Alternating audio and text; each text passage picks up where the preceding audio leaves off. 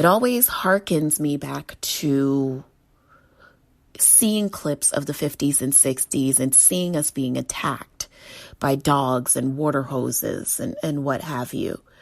I think it's really important for us to note that there is a desensitizing that is taking place every time we are watching the news or every time we open up our social media and we see a Black person being gunned down. I think that you have to also take into account that that is for desensitizing purposes.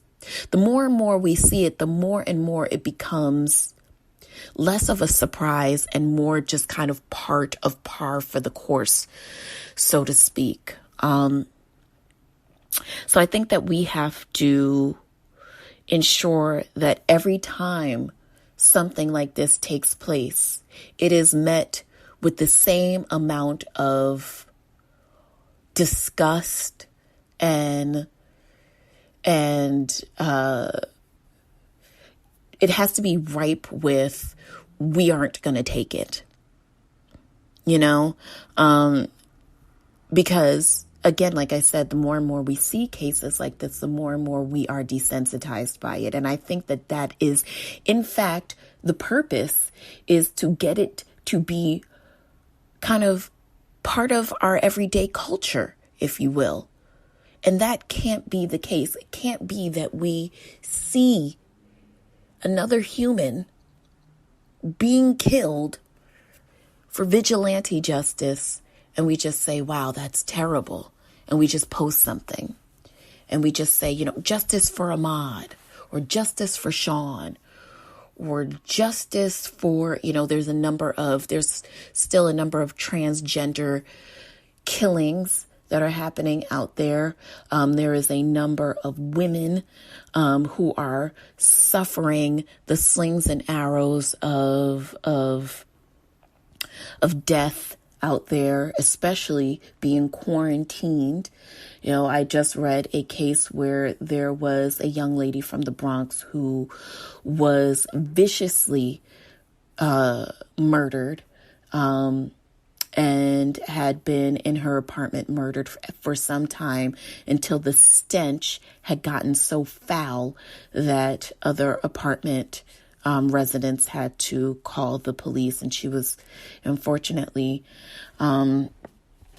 murdered by her live-in boyfriend, Anthony Portis. And this young lady, and I want to get her name right because she deserves that. And what was her name? I think her name is Dominique Ben David. So rest in peace to Dominique Ben David of the Bronx. Rest in peace to Ahmaud Arbery of Georgia.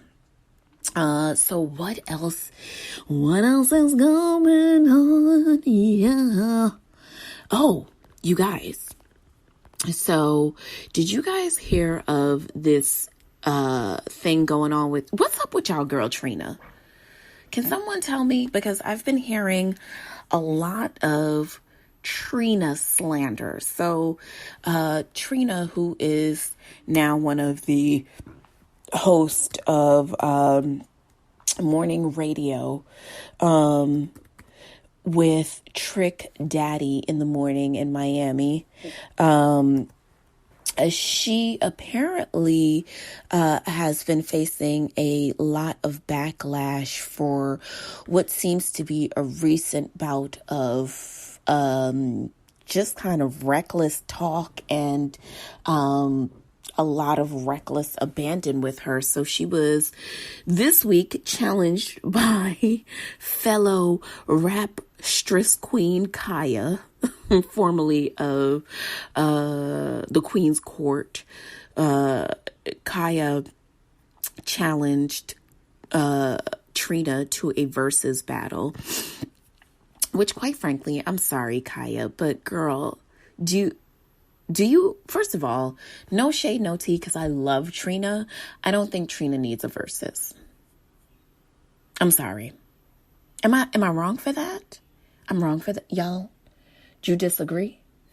I don't think that Trina needs a versus with Kaya or with anybody else, quite frankly. I think Trina is cool down there doing her little radio show and she fine minding her business. And y'all need to leave Trina alone.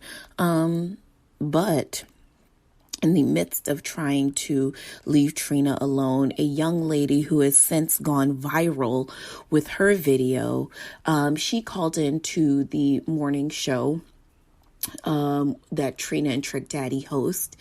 And now I don't know if this is a syndicated morning show or if it can only be heard locally in Miami. But what I do know is apparently a lot of listeners have voiced their dismay with Trina and her style of hosting.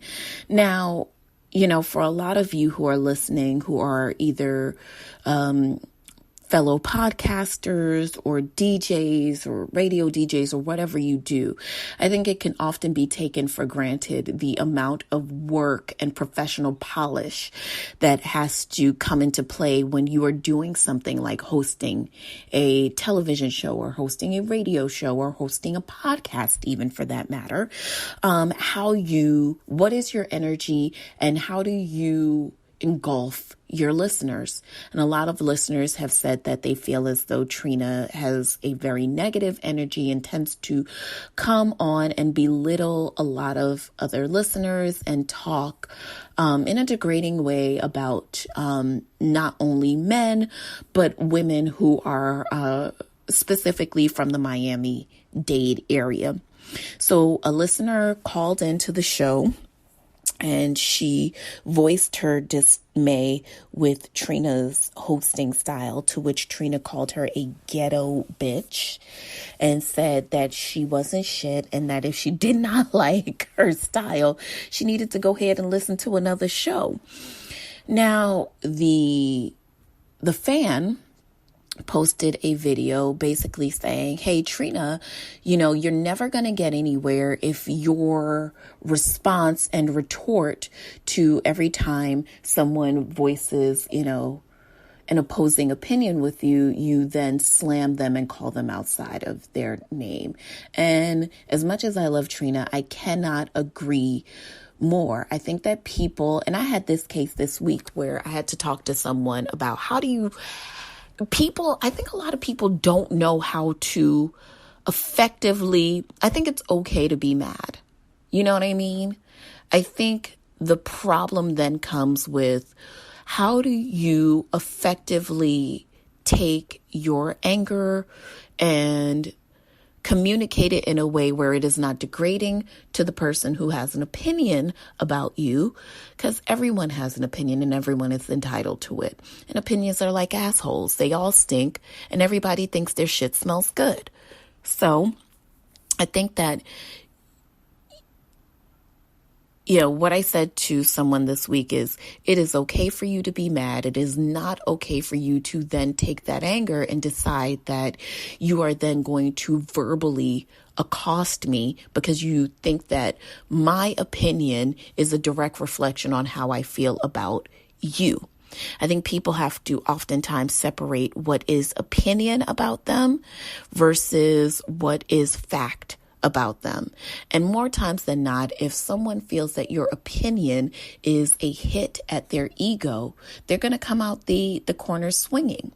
So I think that was just the case with Trina and oftentimes the case with a lot of people. Listen, I know somebody right now who is currently, you know, I think currently not speaking to me because of an opinion.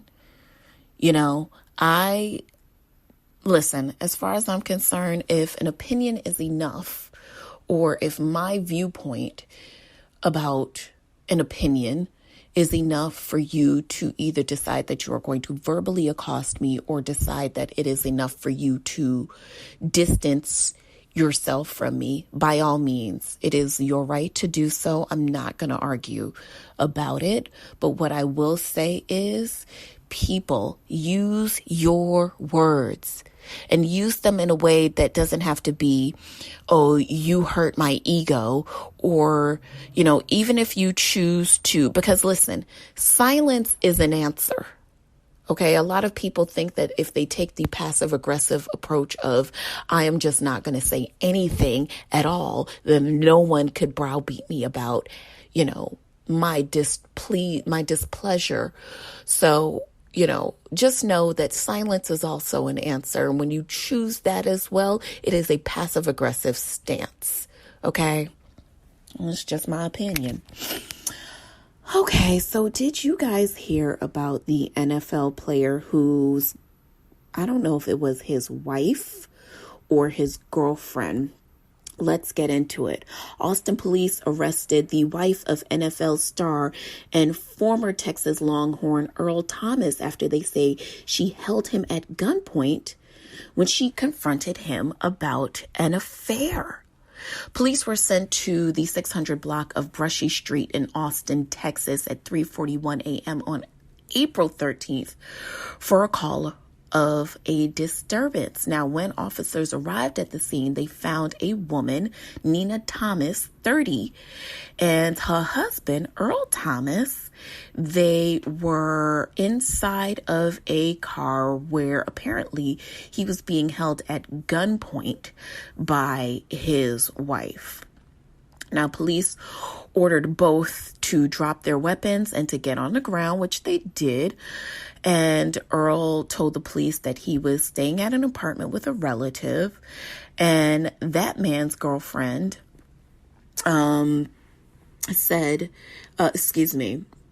that man's girlfriend and her friend, with whom Earl said that he was in a romantic relationship with,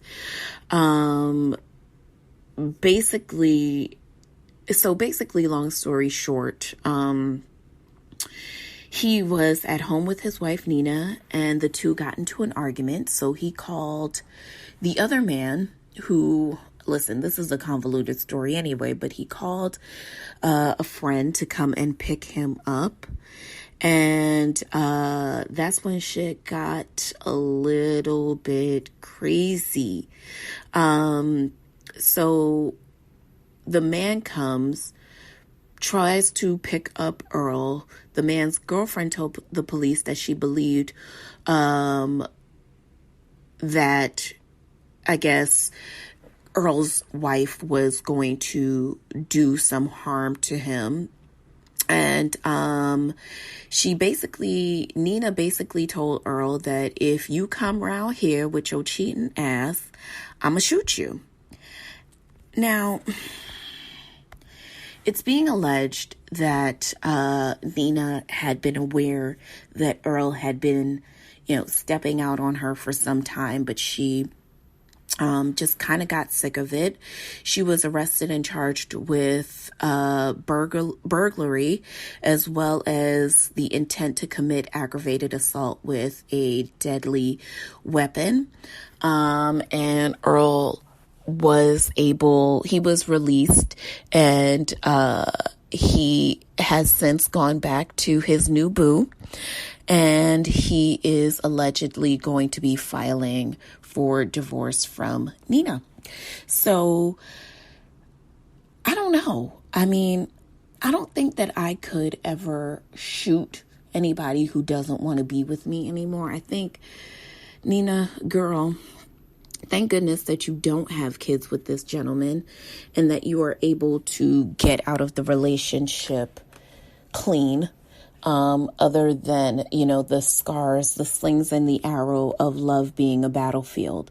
But girl, homegirl was like, no, not in this house. You're not going to be cheating on me. So if you think that you're going to cheat on me, here's what's going to happen. You are going to die today. So, yeah. What's the worst thing you've ever done when you found out someone cheated on you? Like just the worst possible thing. Now, I've definitely had my moments. I popped up and, almost got into a fight with somebody. I kicked someone's car door. It wasn't even his car. I don't even know whose car